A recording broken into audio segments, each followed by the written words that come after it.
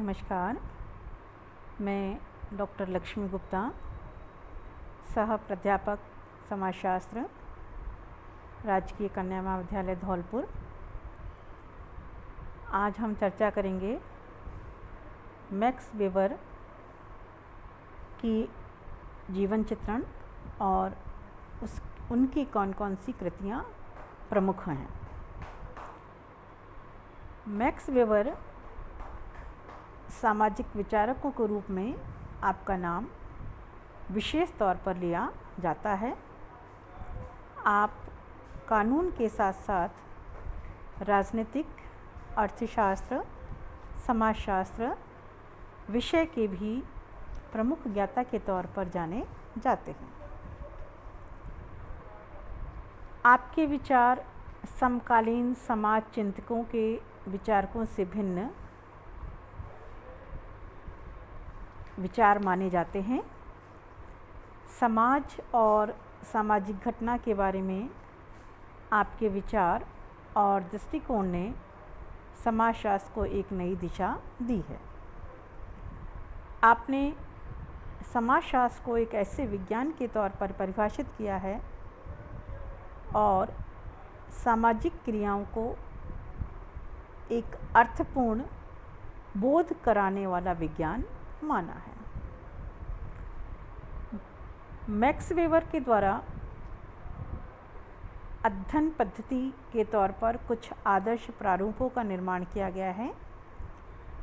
आपने विश्व के 6 प्रमुख धर्मों का तुलनात्मक अध्ययन किया और उसके बाद उन्होंने धर्म संबंधी अपने विचार प्रस्तुत किए हैं। मैक्स वेबर के प्रमुख सिद्धांतों में सामाजिक क्रिया का सिद्धांत, ब्यूरोक्रेसी नौकरशाही का सिद्धांत, सत्ता का, वर्ग का, मैक्स वेबर का धर्म का सिद्धांत, प्रमुख तौर पर ये सिद्धांत आपके प्रमुख माने जाते हैं। आप जर्मन के एक महान और विश्वविख्यात समाजशास्त्री, राजनीतिक वैज्ञानिक माने जाते हैं।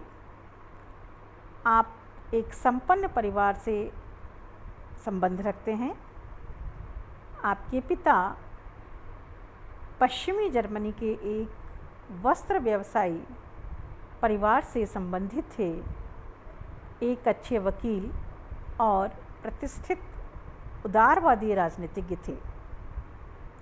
उन्होंने बर्लिन की नगर सरकार में कार्य किया और बाद में एक न्यायाधीश के रूप में भूमिका निभाई। मैक्स वेबर प्रमुख तौर पर अपने कार्यों के लिए जाने जाते हैं। सन 1982 में अपनी स्कूली शिक्षा पूरा करने के बाद 18 वर्ष की आयु में वेबर कानून के एक विद्यार्थी के रूप में हीडलबर्ग विश्वविद्यालय में प्रवेश लिया। अपनी आयु के 19वें वर्ष में सैन्य प्रशिक्षण का वर्ष बिताने हेतु आप स्ट्रासबर्ग गए। 1886 में आपने कानून की उपाधि प्राप्त की और हीडलबर्ग विश्वविद्यालय में ही आपने इतिहास, अर्थशास्त्र, दर्शनशास्त्र, तर्कशास्त्र आदि का भी अध्ययन किया। मैक्स वेबर ने बर्लिन की अदालतों में कनिष्ठ बैरिस्टर के रूप में और तत्पश्चात बर्लिन विश्वविद्यालय के डोजेट के रूप में कार्य किया है। सन 1897 में जब वेबर 33 वर्ष के थे, वह बीमार पड़ गए। फलस्वरूप आपको शैक्षिक कार्य बंद करना पड़ा। 4 वर्ष तक आप अस्वस्थ रहे। यह समय आपके लिए बहुत तनाव का था। सन 1901 में आपने बौद्धिक दृष्टि से रचनात्मक कार्य पुनः प्रारंभ किए। आपने इटली, हॉलैंड, बेल्जियम तथा अमेरिका की यात्राएं की। आपने 3 महीने अमेरिका में रहने के दौरान आप वहाँ की सभ्यता से बहुत प्रभावित हुए। जब तक मैक्स वेबर के भीतर चल रहे संघर्ष को नहीं समझा जा सकता, तब तक उनकी रचनाओं और कार्यों को समझना असंभव है।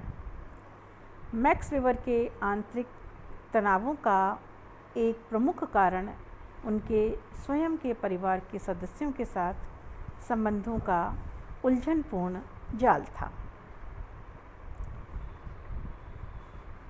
कानून के अलावा वेबर ने अर्थशास्त्र का गहन अध्ययन किया।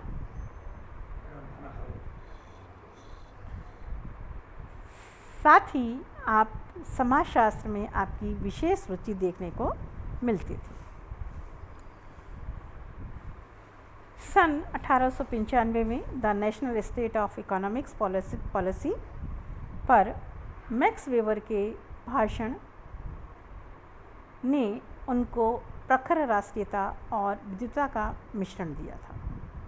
विद्वानों तथा राजनीतिक जगत के लोगों का ध्यान आपने अपनी ओर आकर्षित किया।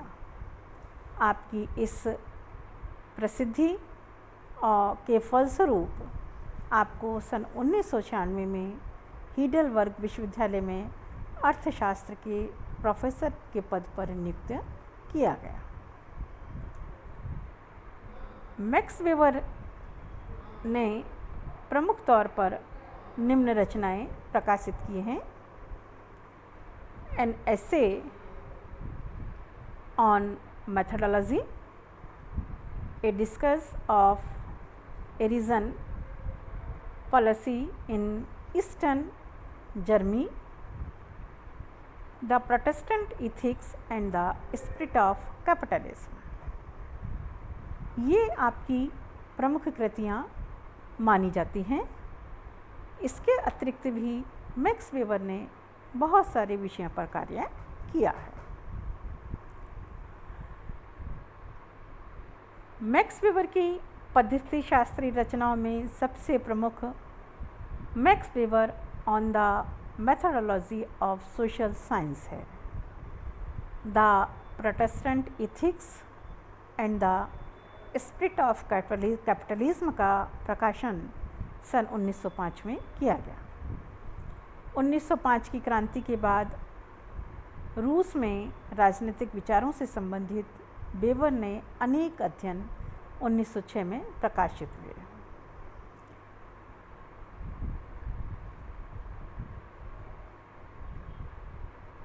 (1910) में वेबर टॉनिज और स्मिल के साथ जर्मन समाजशास्त्रीय समाज के सह संस्थापक बने। आप अनेकों वर्ष तक सचिव रहे तथा संस्था के अध्ययन के प्रारंभिक कार्य को संभालते रहे।